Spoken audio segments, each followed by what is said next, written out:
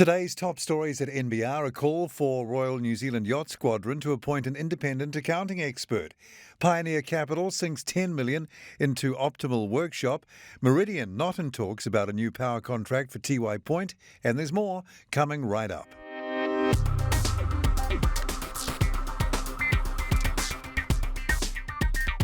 Kia ora and welcome to NBR Today, the latest business stories from the authority in New Zealand business news since 1970, nbr.co.nz. It's Tuesday, February the 8th. I'm Paul Brennan. Thanks again for joining us. The 2-year suspension given to former Russell McVeigh partner James Gardner Hopkins after he was found guilty of professional misconduct for exploitative sexual behaviour towards young female summer interns at the firm will be appealed. Last June, Gardner Hopkins was found guilty of 6 charges of misconduct by the tribunal following 5 incidents at a Christmas party in 2015 and a 6th at a staff team building party the following Monday. He was then last month suspended for 2 and ordered to pay costs of more than $100,000 following a lawyers and conveyancers disciplinary tribunal decision.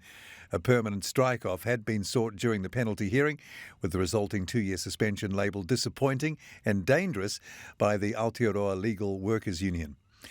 America's Cup home defence campaigner Mark Dunphy has called on the Royal New Zealand Yacht Squadron to appoint an independent accounting expert to conduct a review of the funding available for an NZ-based defence of the Old Mug.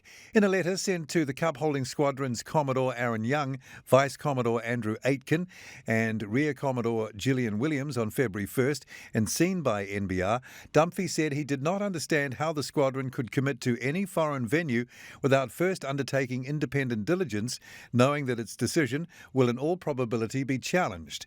Team New Zealand delayed the announcement of the venue from September 2021 to the end of March 2022 to enable shortlisted venues to provide more information to support their bids. EBOS director Nick Dowling has resigned from the board with immediate effect, days after the company disclosed he had conducted unauthorised share trading during a blackout period. The healthcare supplies distributor announced his resignation in a one-line statement to the NZX Tuesday morning, but gave no explanation for the move. Dowling, who runs the private investment firm Balmoral for Australia's wealthy Oatley family, has served on the board of EBOS Group since February 2020.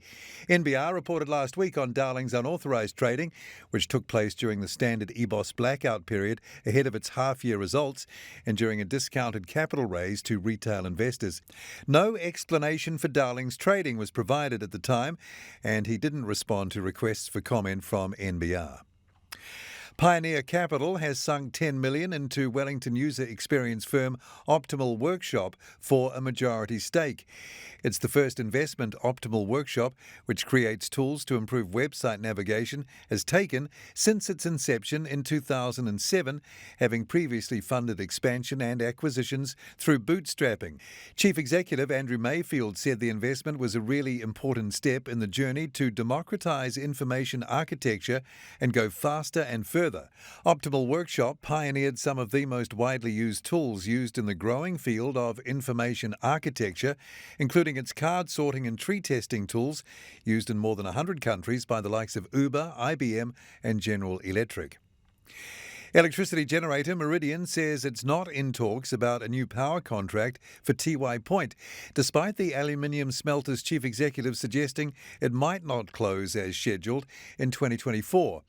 According to a statement, New Zealand Aluminium Smelters CEO Chris Blenkerin said parent company Rio Tinto does see a positive pathway for New Zealand's aluminium smelter to continue operating and contributing to the local and national economies beyond 2024.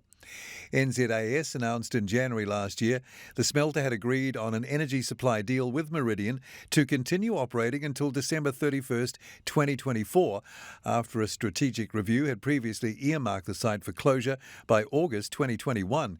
In a statement to the NZX Tuesday morning, Meridian noted Blenkerin's reported comments and said it confirms it is not in discussions with the smelter's owner about a new electricity contract.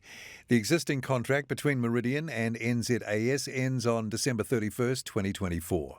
The full details of those stories and more are at nbr.co.nz right now.